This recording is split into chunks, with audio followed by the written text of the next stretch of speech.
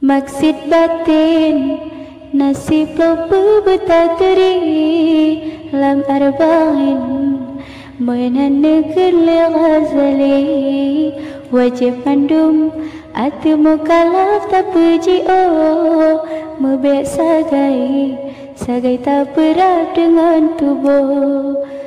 Pertama pun kasrotam yang sangat gemar akan mabuk makanan lazat. Yang kedua syarhur kalam letat marid tan faedah akhirat dunia yang tak magrib.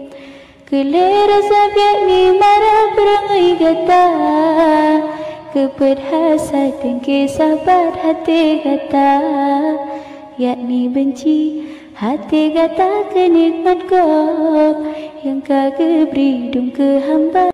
Kelima kred kata kasih ke harta keenam kasih kemegahan dalam dunia. Yang ketujuh kasih ke dunia bertak ingat yang keulai kejahatan ke Muhammad. Yang ke-8 terkabur kata berayut roh bak makhluk Tuhan Esa si barang kasar si kurang wujud termahirin kata kedra sang tan lain lagi kata dalam negara. Yang ke-10 bobot amal dan ikhlas kan tak bubut semata-mata karena Allah.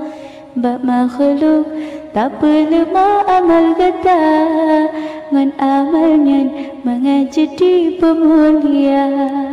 Maksud batin nasib lupa bertaturi lam arba'in menandakan Ghazali wajib mandum atau mukalaf tak puji mebek sagai tak berat dengan tubuh.